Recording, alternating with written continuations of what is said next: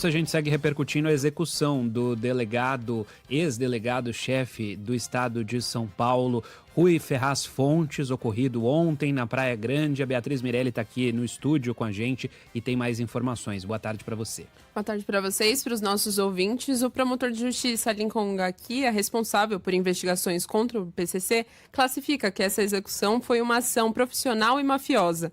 Em entrevista à Band News FM, o Lincoln Ngakia disse que teve uma conversa com Rui Fontes em maio e o policial aposentado afirmava que se sentia abandonado à própria sorte. Isso porque, independente dos anos de atuação, os agentes não têm direito à escolta quando se aposentam, como explica o promotor. Autoridades como ele, que enfrentaram o crime organizado por mais de 40 anos, não têm direito a nenhum tipo de proteção do Estado após a aposentadoria. O Rui está jurado de morte, assim como eu, há décadas. E não quer dizer que o fato dele ter se aposentado tenha diminuído o risco que ele corre. Inclusive a mim já foi dito por informantes e delatores, olha, nós temos todo o tempo do mundo para executá-lo, a ordem já foi dada. Um dia o senhor vai perder a escola. E esse dia vai chegar e o senhor vai ser morto. Rui Ferraz Fontes foi morto com mais de 20 tiros de fuzil por 3 homens encapuzados. Segundo o promotor de justiça Lincoln Ngakia, Rui Fontes era considerado um dos principais inimigos do PCC e já tinha sido alvo de uma tentativa de homicídio. O Rui foi um dos responsáveis pela ida de toda a cúpula do PCC para a Penitenciária 2 de Venceslau em 2006. Essa ideia partiu do Rui e do Dr. Bittencourt, que era o diretor do DEIC à época. E esses presos foram reunidos numa penitenciária só. E eles não perdoaram o Rui por isso. Eles impõem um terror indiscriminado, não só na população, mas também naqueles que se envolvem nesse tipo de investigação. O ministro da Justiça, Ricardo Lewandowski, disse que o crime foi brutal e vai prestar todo o apoio necessário para o governo do Estado. Nós nos colocamos à disposição do Estado, sobretudo no que diz respeito à polícia científica. Nós temos um banco de dados no que diz respeito à balística, a DNA, informações. Tudo isso nós colocamos à disposição, se necessário, do governo de São Paulo. Quem acompanha a gente pela live pode ver o momento desse crime. As imagens mostram Rui Ferraz Fontes, que estava como secretário de administração da Praia Grande, no litoral paulista, teria notado que estava sendo perseguido e tentou fugir. Ao fazer uma curva em alta velocidade, o carro acabou virando e, na sequência, homens encapuzados descem de outro veículo e passam a atirar contra o automóvel da vítima. O secretário da Segurança Pública de São Paulo, Guilherme Derrite, afirma que já está em andamento o pedido de prisão temporária de um dos envolvidos no assassinato. Esse indivíduo já tem antecedentes por roubo e tráfico de drogas. O governo do estado montou uma força-tarefa para investigar a execução do ex-delegado-geral de São Paulo, mas até o momento ninguém foi preso.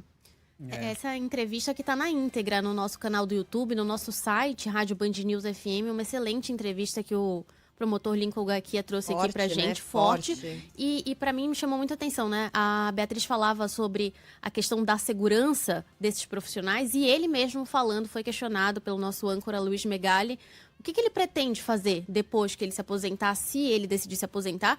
Ele falou que para ele a única solução é pedir um asilo político em outro país, porque aqui no Brasil, nesse momento, ele não tem direito à proteção. Entre outras pessoas que atuam no combate ao crime organizado, o grau de desamparo a essas pessoas, né?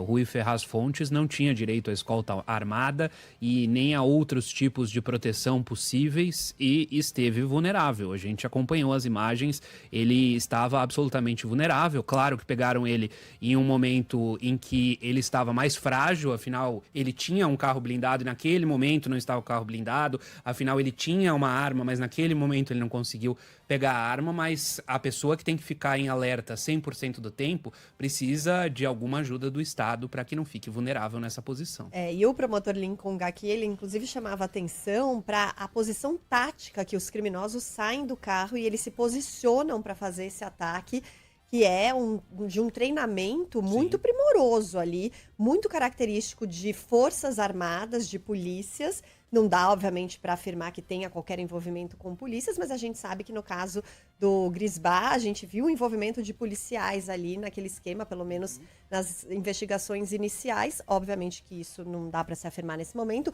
até porque o próprio promotor falou que esses grupos criminosos, eles têm treinamento muito semelhante aos dos policiais também. Então, hoje em dia, por isso que ele fala que é uma organização criminosa muito parecida com as máfias, como a gente até acompanha na Itália, em outros locais, em que usam ações assim terroristas mesmo, para poder intimidar não só quem investiga, como também a sociedade, de uma forma geral. Não só o promotor Lincoln Gaquia, como outras autoridades aqui do governo federal têm tratado dessa forma, né? Tem tratado o PCC como uma máfia, de fato. Você citou o caso da execução do Vinícius Gritzbach, delator do PCC, que aconteceu no fim do ano passado, no Aeroporto Internacional de Guarulhos, e também teve uma cena muito parecida com uma cena de filme, assim, porque uma ação absolutamente premeditada, muito rápida, sem deixar grandes vestígios. Tanto o Lincoln Gaquia hoje na entrevista destacava que mesmo depois de tanto tempo, mesmo depois de tanto foco de diferentes instâncias, governo estadual de São Paulo, mas também teve envolvimento,